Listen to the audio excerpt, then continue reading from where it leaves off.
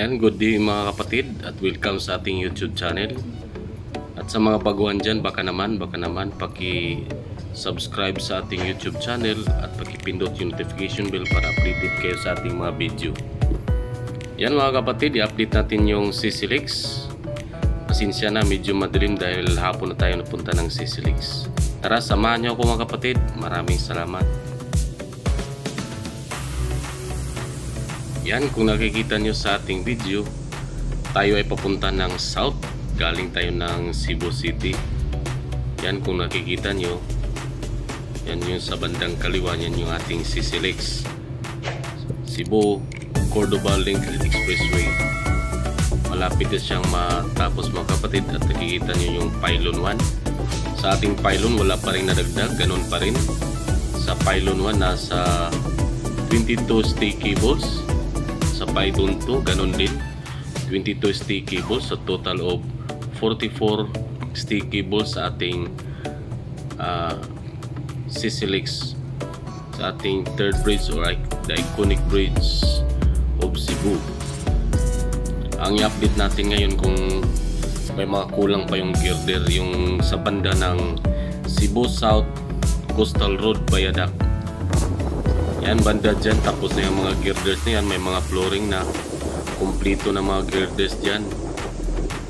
Medyo mataas, ito yung banda ng sa may Pasig area. Medyo madilim. Yan, minsan maliliwanan siya na lang magbabalik. Yan, dahil hapon na kasi. Yan, banda dyan, kumplito na rin yung girders dyan.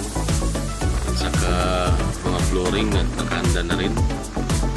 Tolins yan, dalawa papunta ng Cordoba at dalawa papuntang Cebu City. Yung papuntang Cebu City pababa, yan yung intersection na yan. Yan dito banda, dito na rin yung nakapokus sila, yung galing ng Cordoba papunta ng Cebu pababa.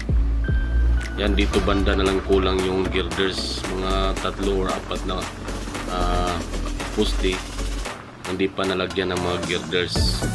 Pero sa bandang baba, mula dito hanggang pababa, lahat naman may girders lahat. At saka ongoing na yung construction, nag-flooring na sila 24 hours yan. Yan, kung nakikita nyo, medyo malaki na rin yung natapos nila. So yan lang mga kapatid ang ating update sa ating CC-Lex. Sana'y nagustuhan nyo ating video.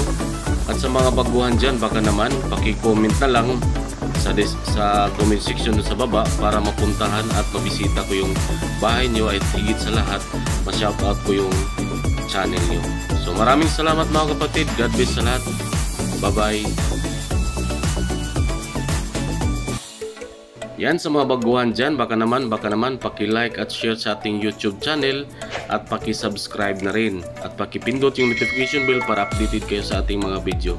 Yan, shoutout time tayo sa ating mga kapatid, sa mga masugid na mga kapatid at sa mga nag-comment last video natin. Please subscribe o support Gwapong Shorty channel, pero yung GRTV, Kago Taino, Mel Dodong Vlogs, Manay Tinang, Efren Oculars Vlog, DGC Vlog, Tej Fuentes, Francis Orellano, Akas Stock Trading, Helikim Vlog, Maria Chocotani, Uncle Manoy, Dong Joms Vlog, Julgons TV, Radonica de los Santos, Zaskia Gaming, Babin TV Explorer, Jerry Panaga Vlog at One Day.